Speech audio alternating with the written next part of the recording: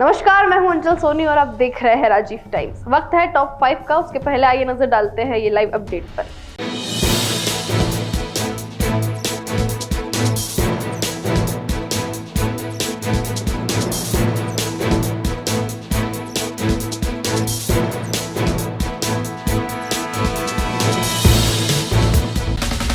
प्रधानमंत्री नरेंद्र मोदी ने नई दिल्ली में नवनिर्मित दिल्ली भाजपा प्रदेश कार्यालय का उद्घाटन किया। प्रधानमंत्री नरेंद्र मोदी ने कहा कि बीजेपी की स्थापना को 45 साल हो गए हैं। 1980 में जब बीजेपी की स्थापना हुई तो वी.के. मल्होत्रा को दिल्ली बीजेपी की पहली जिम्मेदारी मिली। पीएम मोदी ने कहा, भारतीय जनता पार्टी की स्थापना को 45 वर्ष हो चुके हैं। अटल जी, अडवाणी जी, नानाजी देशमुख, राजमाता विजयाराजे सिंधिया जी, मुरली मनोहर जोशी जी जैसे अनेक व्यक्तित्वों के आशीर्वाद और परिश्रम से ये पार्टी आगे बढ़ी है। लेकिन जिस बीज से भाजपा आज इतना बड़ा वट वृक्ष बना है, उसका रोपण अक्टूबर 1951 में हुआ था। पीएम मोदी ने कहा, दिल्ली और बीजेपी का संबंध सिर्फ एक शहर और पार्टी का नहीं है। ये संबंध सेवा, संस्कार और सुख दुख की साथी होने का भी है। पहले जनसंघ के रूप में और फिर भाजपा के रूप में हमारी पार्टी दिल्ली के दिल से, दिल्ली के हितों से जुड़ रही है।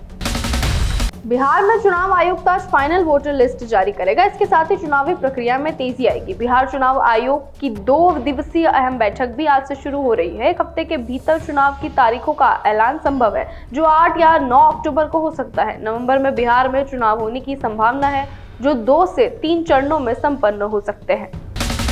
डिप्टी सीएम सम्राट चौधरी बीजेपी के नेता है और अशोक चौधरी जेडीयू के प्रशांत किशोर के निशाने पर बिहार बीजेपी अध्यक्ष दिलीप जायसवाल सहित और भी नेता है। हमलावर रुख को लेकर घिरने पर प्रशांत किशोर अपनी हालिया कमाई की भी घोषणा की है और जन सुराज के आर्थिक स्रोत की भी। ताजा हमले में प्रशांत किशोर के निशाने पर बिहार के डिप्टी सीएम सम्राट चौधरी पहले नंबर पर नजर आए हैं। प्रशांत किशोर ने सम्राट चौधरी को हत्या का आरोप बताते हुए बिहार के राज्यपाल से गिरफ्तार कर जेल भेजने की मांग की है और अशोक चौधरी को मानहानि का नोटिस हफ्ते पर भीतर वापस न लेने पर उनके खिलाफ भ्रष्टाचार के और भी गंभीर मामलों में पर्दाफाश करने की बात कही है। बिहार में उपेंद्र कुशवाहा और भोजपुरी एक्टर पवन सिंह की बैठक खत्म हो गई है। बैठक के बाद विनोद तावड़े ने कहा कि पवन सिंह बीजेपी में थे और बीजेपी में ही रहेंगे। विनोद तावड़े ने यह भी स्पष्ट किया कि पवन सिंह एनडीए के लिए सक्रियता से काम करेंगे। ये मुलाकात बेहद अहम मानी जा रही है। पहले उपेंद्र कुशवाहा नहीं चाहते थे कि पवन सिंह एनडीए में शामिल हो, क्योंकि लोकसभा चुनाव में उपेंद्र कुशवाहा की हार का कारण पवन सिंह को माना गया था।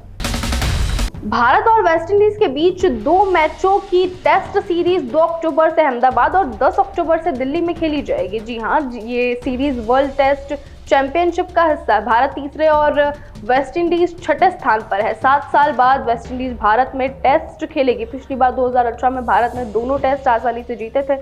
दोनों मुकाबलों में सुबह 9:30 बजे से शुरू होंगे। तो फिलहाल की खबरों में इतना ही। फिर मिलेंगे नई खबरों के साथ। तब तक के लिए देखते रहिए राजीव टाइम्स।